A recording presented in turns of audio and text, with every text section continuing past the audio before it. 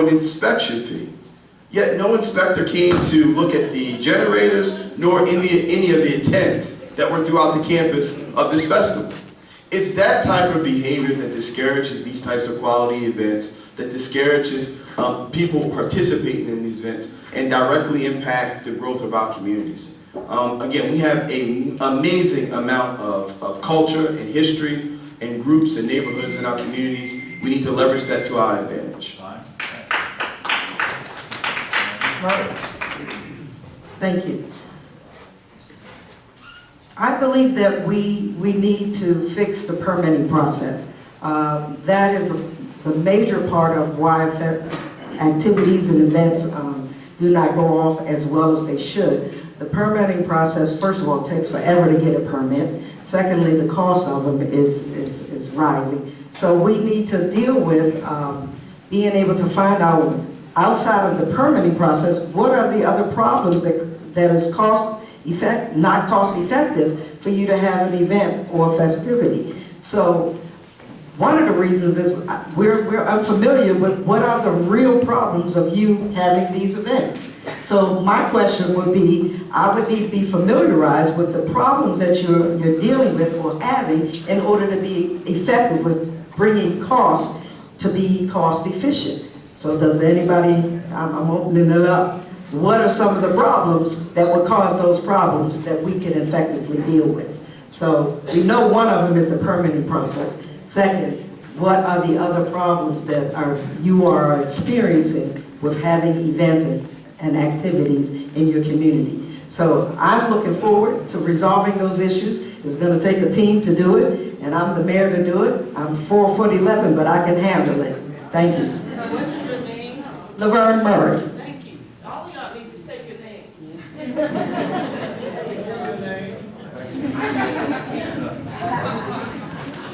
You're an inch taller than my wife.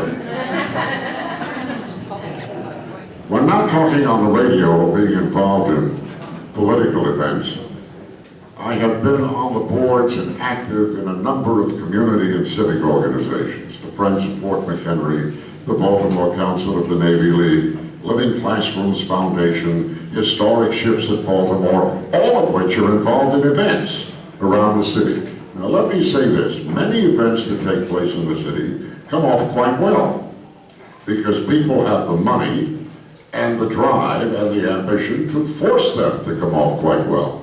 But all of us on this dais, I believe, will agree that getting a permit is a nightmare. The bureaucracy overwhelms a lot of people, especially in smaller areas, in neighborhoods of the city, where they want to hold various types of festivals. And it's part of that overwhelming government structure that I have been railing against since I started to run for the office of mayor of Baltimore. We have to streamline the process, cut the bureaucracy, level things down to where if you want to hold some kind of a festival, you can approach easily, be responded to quickly, and get everything on track. Anything else is unacceptable. Now I'm going to have to leave early. Thank you for having me. I really appreciate it.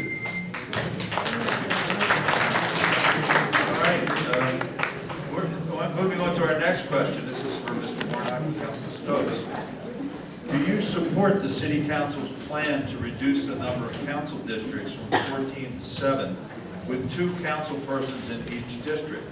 And if so, how do you see this benefiting us here in the 3rd district? Mr. Warnock.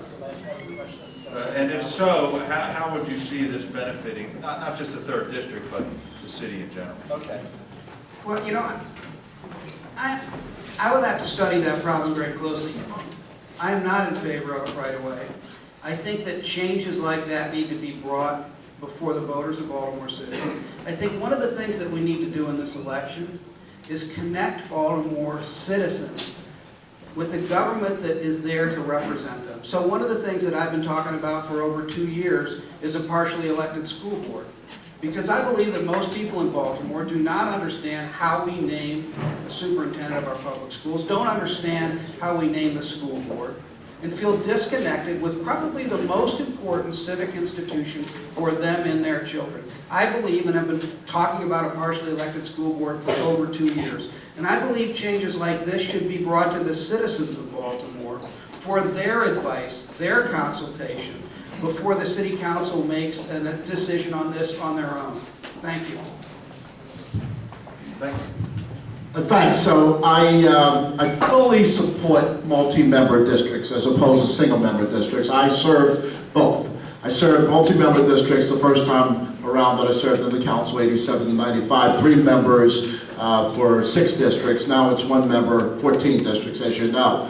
And I fully support multi-member districts. It is just a better representative form of government. And of course, the city council doesn't make that decision. The city council can only recommend it to the citizens because it is a charter amendment, and it would come, as it has before, to the citizens to make the final decision up or down. But I do support it. In addition, it is my bill that is presently in city council that is moving through the city council that says reduce the Board of Estimates from 5 people, 3 of whom are the votes of the mayor of the city, so it's always in the mayor's favor. Even though I'm running for mayor, I suggest strongly, and I voted for, that we reduce the Board of Estimates to 3 citywide elected officials. We are out of sync with the rest of the country, with the state of Maryland, with the jurisdictions around Maryland. I think it's more democratic and more aligned with the Constitution of the United States. So my pioneer fathers, and unfortunately they didn't let our mothers in, but holy moly. So I feel, stupid. But I still feel very strongly that we should also, the council, your representatives should have more influence on the budget of the city of Baltimore. The council members, frankly, have no real influence on the budget. Moving on to the next question. This will be for Ms. Emily, Mr. McKesson, and Mr. Harris. Small business and local ownership are crucial to our quality of life and city living, yet these same businesses struggle to compete with large chains such as Walmart and Royal Farms, which have obvious advantages in money and influence, and oftentimes are given large incentives by the city to locate. How will you, in the city, how will you support our small businesses and ensure a level playing field? Thank you. Great question. So I want to start with 2 facts. One is that of the 95 cities surveyed nationally, Baltimore City ranked 86th in terms of having the poorest environment for businesses. 86 out of 95. That's terrible. And juxtapose that fact with the fact that also looking nationally, job growth across this country and cities has been driven by small businesses and new businesses. And that fact is what is holding Baltimore back. It's holding us back in all kinds of ways, from community development to job growth to prosperity for citizens across the city. And so in my jobs plan, I talk about how to address it. And one of the crucial immediate things is to audit everything that a small business has to go through to open a business, to stay open, and eliminating unnecessary processes, putting everything online that we can, eliminating or reducing minor privilege fees that are just strangling our small businesses across the city. So doing that immediately, but it's also about supporting businesses. And it's about looking for opportunities, expanding access to capital, expanding access to opportunities for businesses across the city, and having expanding government programs that work, and looking at programs across the country that are working even better. And so I talk about specifics in my plan, but I also want to turn to the final piece that is holding us back. We have a pay-to-play culture in City Hall, and it's who you know and who you've supported, and we have to wipe that clean. And one of the things I talk about is ushering in a new era of transparency and accountability in City Hall. A system of accountability where everybody knows who is doing business with the city and everything they need to know about that person. Thank you very much.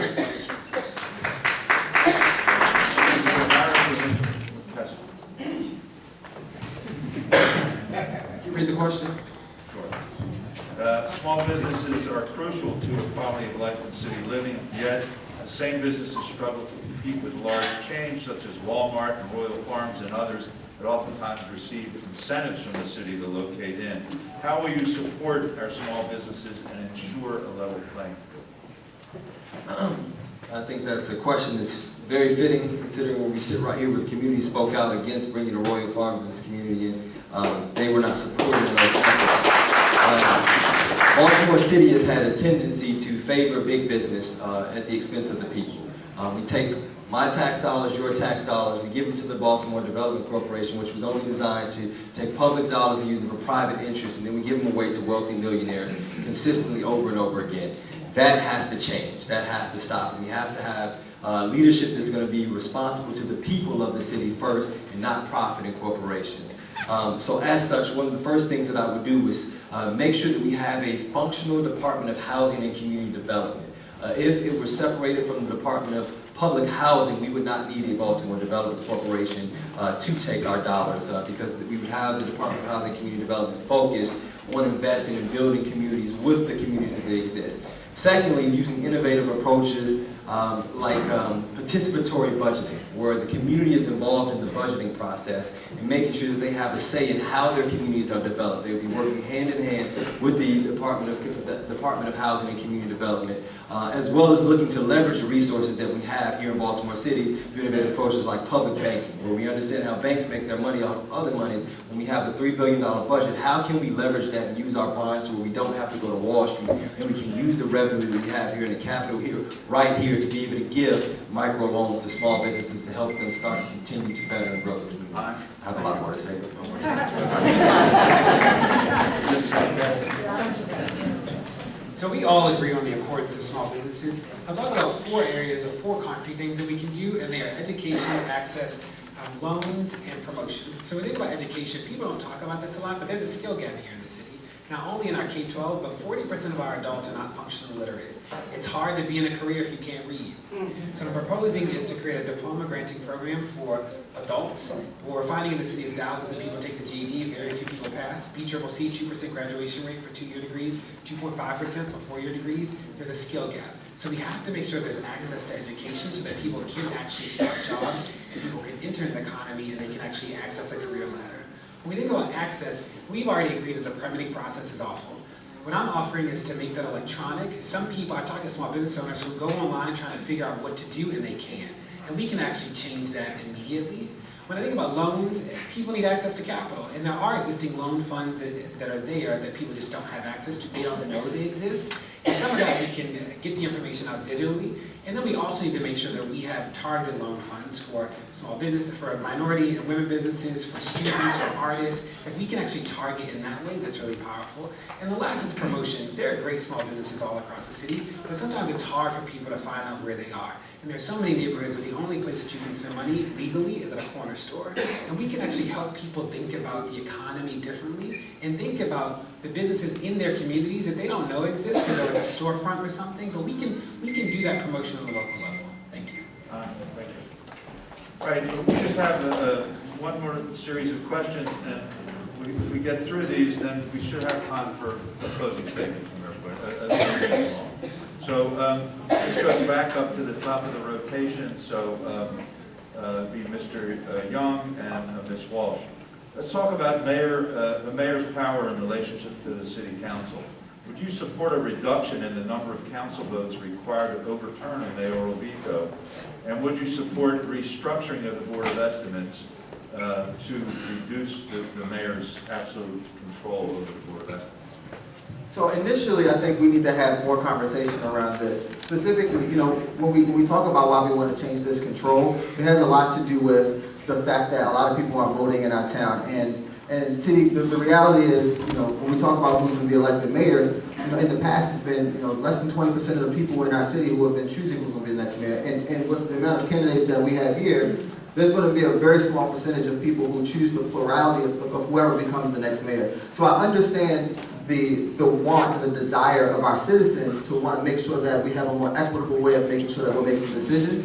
But we also have to see that the challenges that we've had are not a cause of the processes that we have, but instead a cause of the people that we've put in place and that we've allowed to ascend to the throne of becoming the mayor. So right now we have an opportunity to make a very bold decision when we talk about who's going to be our next mayor. To not settle for who we've known in the past, to not settle for who we've elected in the past, but instead to turn a page on the past and to write a new future for our city. That's why I'm running for mayor. And I think that if you have a person like me as the next mayor, then you have someone with integrity, with honesty, and with experience who will be able to make the right decisions with or without those changes. I think at the end of the day, we have to make sure that the city council has more say in what we're doing as a city. Because at the end of the day, they represent us. And we want to make sure that our legislation has power. In our city, they don't have enough power.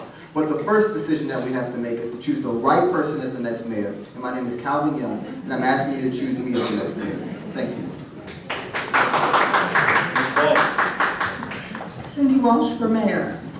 If you're going to take Baltimore development out of Baltimore City Hall, and you're going to create a Baltimore development of small business, community banks, public school members, community organizations from every community, you're going to bring in activists in labor and justice, and that's going to be your Baltimore community, or Baltimore Development Corporation. Well, that reflects what the Board of Estimates should look like.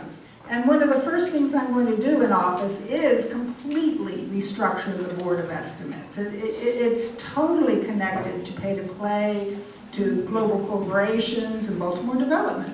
So, and I will, of course, work to expand the number of people on the board to reflect just the description I gave you for Baltimore development. We should have that same kind of structure on our Board of Estimates.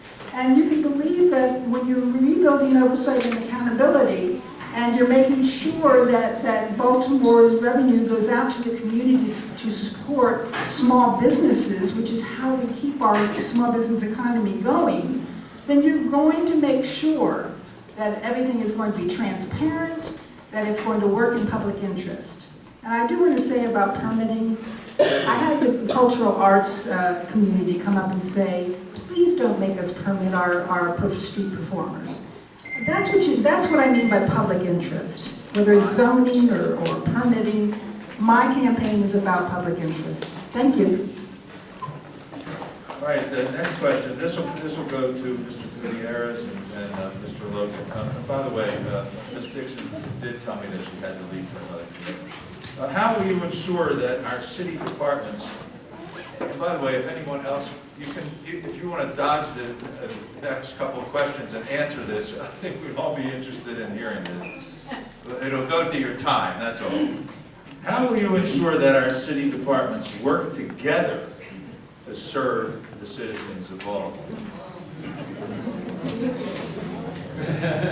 So, just real quick about my background, I was a vice president of operations management, and I was trained specifically to go into poor performing operations like what we have at City Hall and get them working together. The main way to do that is to start with improving communication across departments. There is no such thing as silo management where I come from. We break down the silos. We make sure everybody's talking with each other. We're leveraging technology to make sure our systems interface with each other.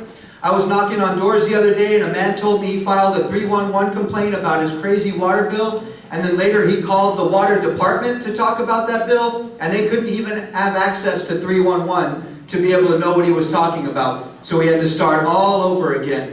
Those types of things. There is so much low-hanging fruit with how poorly our city government is run that somebody like me who's trained to be able to identify and correct things like that will be able to do immediately and effectively to give us a better run city government.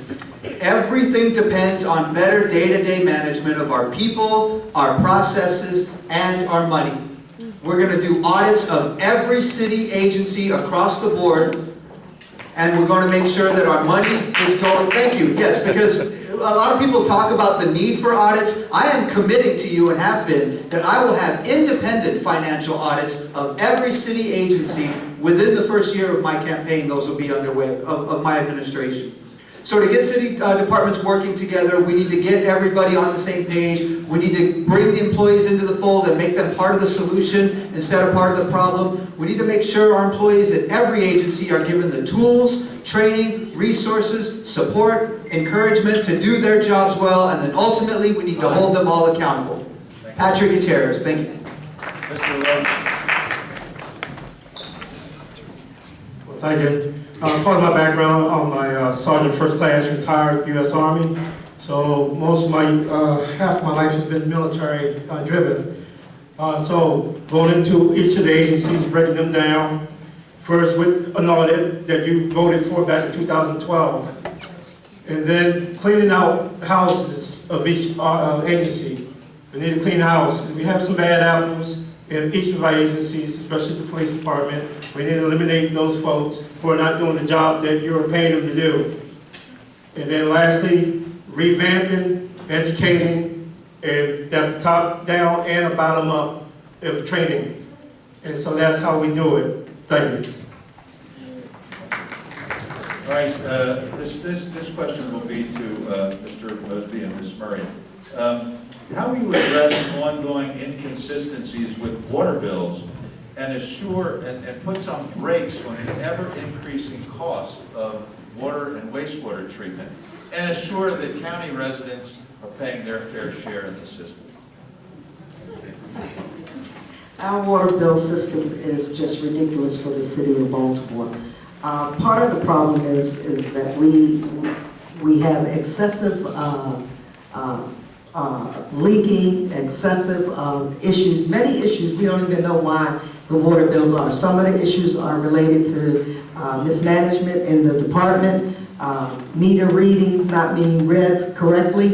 I'm proposing that we update all of the meters, that they are adequately sufficient to handle the load. There is no reason why your water bill should be $400 a month, a quarter. That is utterly ridiculous. It's going to take the citizens of Baltimore also to, when there is an issue like that, you have to immediately report that back to the Department of Public Works so that they understand that there is a problem, for them to come out and inspect where is the issue. Is it on the city side? Is it on the resident side? So it's definitely going to take the citizens to immediately report those issues. When you find your bill is outrageous, you should automatically report it so that they can come and do their part, their due diligence of finding out why your bill is excessive. The other thing is that we need to be adequately fair over the entire city and over the entire state of Maryland. And we have obviously have not done a good job with that, where our counties, surrounding counties, are less in everything. So we need to bring our city up to the same quality and the same level. Thank you. Thank you. So I'm going to address both questions because you said we can jump back, but these are just symptoms of a greater problem, and that's lack of governmental accountability. When we look at our city, the one thing that I've constantly talked about, and I wrote an op-ed that was in the Sun, that talked about the importance of bringing city staff back to Baltimore. You talked about when we look at agencies as silos and them not working together and developing synergies to go after and solve problems. It's a major issue in the city of Baltimore. When we talk about the lack of transparency as it relates to the decisions that are made downtown that directly impact our communities, where our community members and our citizens aren't part of it, it's a problem. So what I would do under my administration is bring back City Stat 2.0 with predictive analytics, with utilizing data to help solve problems and develop outcomes. But also looking at it from the standpoint of ensuring that residents are part of the process through Open Baltimore and developing more transparency into that process. The City of Baltimore, we do not finish any project on time or at cost. And unfortunately, when you talk about projects that are coming in at 20 and 30 and 40% cost overruns, the problem is that money is being taken away from future infrastructure work, from future projects, and from future city services to kind of take care of the needs of that particular project at that time. We need more governmental accountability. When we talk about water bills and the fact that we've taken homes from individuals and disproportionately impacted our elderly because of these faulty water bills is a problem. And unfortunately, the city has not spoken up loud enough. Now, we are going out and switching out the meters, and we will have more accurate meter reading problems, so the problem will continue to better itself. However, the root of all this is lack of governmental accountability. Thank you. All right, Mr. Warnock, Councilman Stokes. This kind of ties into the earlier issue. How will you encourage and develop a system of accountability for the municipal workforce to assure that they respond to citizen complaints professionally and in a consumer-friendly manner.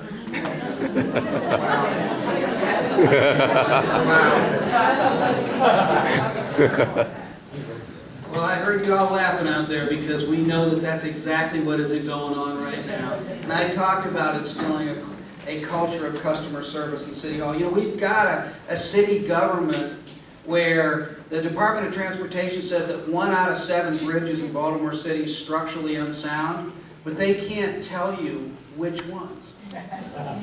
Every municipal pension plan in Baltimore City is on the verge of insolvency. It's 30% underfunded, which an actuary will tell you is the brink of insolvency, except for one. That's the one for elected officials. You can't make this stuff up. When Gregory Thornton goes into North Avenue, he finds $3.6 million worth of annual expenses. It's in the Baltimore Sun. He'll tell you privately it was $5 million. In ghost employees, in spouses that aren't spouses on the health care plan.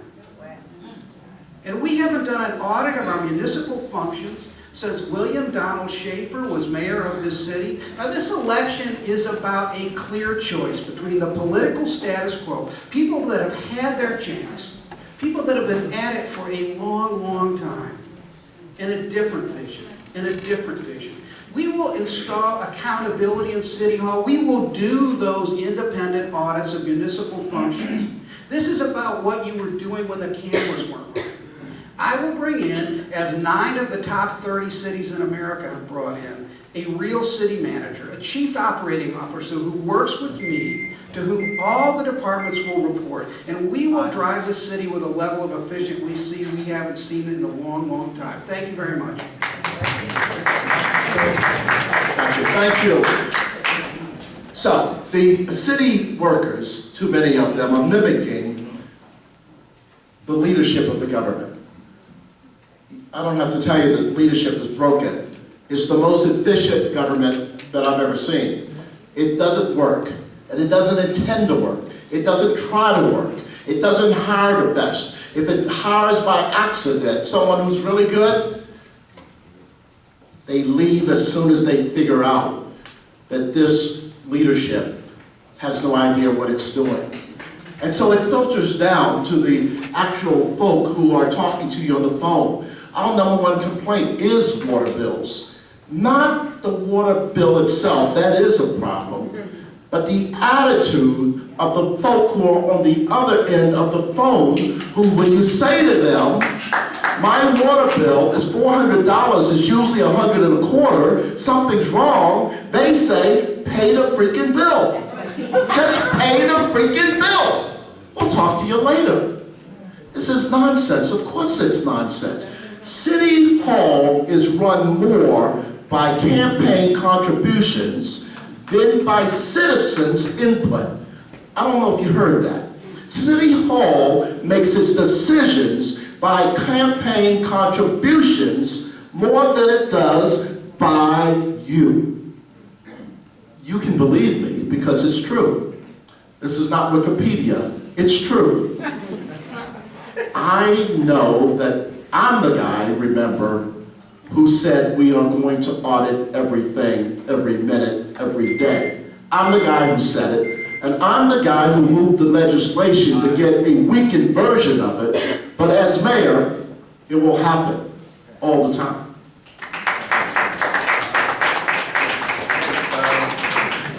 This is the last question, and several of our community associations have been forced to create their own vacant property databases, assessment maps, and reporting systems just to track problems with vacant properties in our neighborhoods and try to resolve problems because the city agencies are not able to identify and track and resolve these issues. So what will you do to correct that problem and, more importantly, to engage communities, neighborhood groups in addressing these problems with vacants and health and safety problems at the neighborhood level? So, Ms. Embry, Mr. McKesson, Mr. Maddox. Baltimore City used to be a leader in the use of technology. We created CityStat, and we were one of the first cities to adopt the 311 system. We have come so far from that place. We are now so far behind other cities that have leapfrogged ahead of us. And that's because of poor management, poor vision, and poor utilization of all the really, really smart, effective tech thinkers and programmers across the city. And so one of the things, I talked specifically about how to have the most open, the most transparent, and the most progressive use of data of any city in the country. We need to be a leader in innovation again in how we use data. And part of that is having the data, having systems of data across all agencies, making it fully accessible to communities. And not just accessible, but accessible in a user-friendly way, and accessible in a way that is interactive, so that the information that you have and you know is fed into the city system, so that we're not duplicating efforts, we're not wasting your efforts, we have a fully integrated system. Other cities have done this, it is effective, and it is efficient, and it's something